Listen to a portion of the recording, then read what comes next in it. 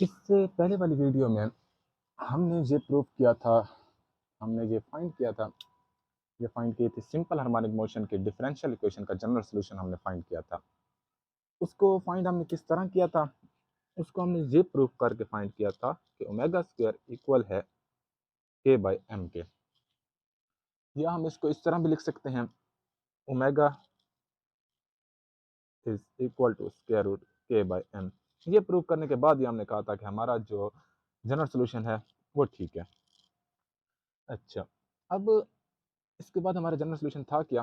General solution ये था, x is equal to x m cos omega t plus five.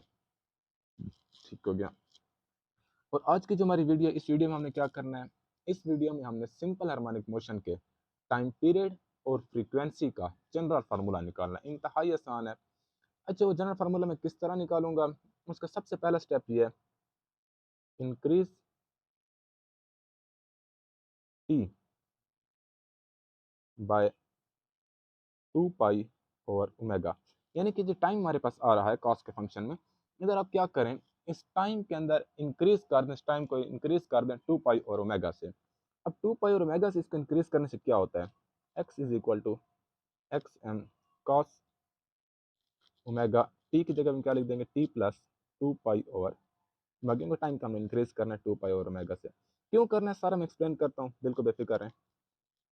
तो हमारे पास x की वैल्यू आ जाएगी, x is equal to x m cos omega t से मल्टीप्लाई होगा ओमेगा टी, ओमेगा 2 पाई और ओमेगा से मल्टीप्लाई होगा तो ओमेगा ओमेगा से कट जाएगा, हमारे पास बचेगा 2 pi plus five.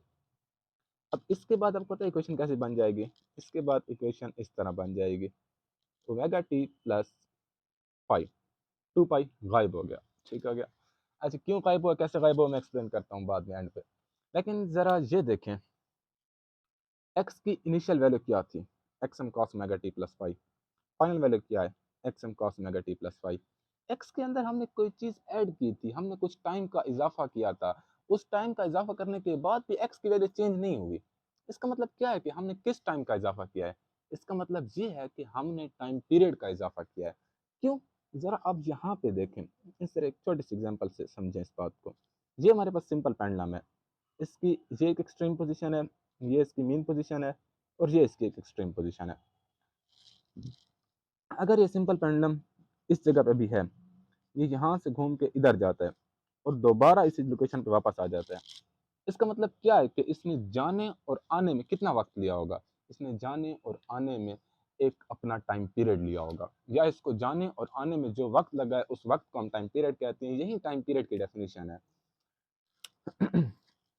It means, अभी फॉर एग्जांपल ये हमारे पास है, इसका जो टाइम गुजरा है वो गुजरा है टी, ठीक है। और अगर मैं इसमें 5 सेकंड ऐड कर दूं, मैं इसमें टी में 5 सेकंड ऐड कर दूं, टी इसका इंस्टेंटेनियस टाइम है, मैं इसमें 5 सेकंड ऐड करता हूँ, और 5 सेकंड ऐड करने से क्या होता है कि ये उन 5 सेकंड में जाता है और वापस आता है। इसका मतलब यह है कि मैंने इसके अंदर इसका टाइम पीरियड ऐड किया है, यानी कि जो टाइम ऐड करने से इसकी लोकेशन में, इसकी पोजीशन में, यानी कि इसकी एक्स की वैल्यू में चेंज ना आए, वो टाइम इसका टाइम पीरियड है। इसकी इनिशियल एक्स की वैल्यू भी यही थी और फाइनल भी एक्स की वैल्यू यही थी, x initial is equal to x final. It means जो टाइम ऐड किया गया वो टाइम पीरियड है। उम्मीद है आपको इस पॉइंट की समझ आ गई। अगर समझ नहीं आई तो मुझे कमेंट सेक्शन में बता दें, मैं दोबारा एक्सप्लेन कर दूंगा, उधर कमेंट्स में आपको जवाब दे दूंगा।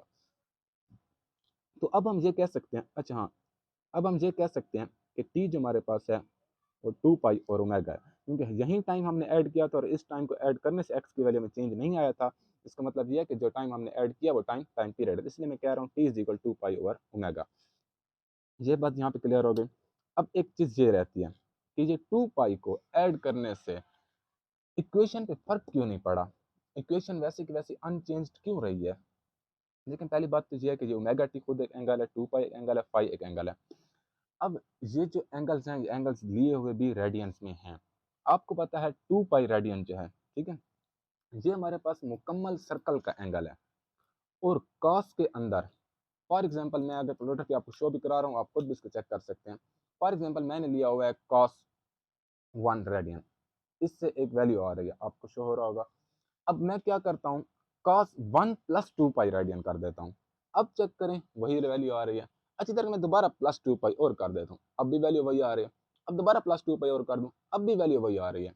या अगर मैं इन सबको इरेज़ कर दूँ, मैं सिर्फ़ cos 2 लूँ, इससे एक वैल्यू चेक कर लें, फिर cos 2 प्लस 2 पाई लूँ, अब भी वैल्यू सेम वही आ रही है। इसका मतलब ये है कि 2 पाई को ऐड करने से cos के फ़ंक्शन में कोई फ़र्क ही नहीं पड़ता। तो इधर अगर मैं इससे आंसर जो मेरा आ रहा होगा x का और इससे जो आंसर आ रहा होगा सेम आ रहा होगा, इसलिए मैंने 2 पाई को यहाँ पे नेग्लेक्ट कर दिया, 2 पाई को यहाँ पे इग्नोर कर दिया। ठीक है, इस पॉइंट आपको उम्मीद है क्लियर होगा। अच्छा, जो टाइम पीरियड हमारे पास ये आ गया, तो हमारे पास f क्या आएगा, हमें पता है f is equal to 1 over t होता है। तो इसीलिए हमारे पास जो f की वैल्यू आएगी वो आएगी ओमेगा ओवर 2 पाई, और यहाँ से आप ओमेगा का एक नया फार्मूला निकाल सकते हैं, 2 पाई f। 2 पाई डिवाइड करो, सीधा मल्टीप्लाई करेगा, omega is equal 2 pi f। उम्मीद है आपको समझ आ गई होगी हमारे पास सिंपल हार्मोनिक मोशन के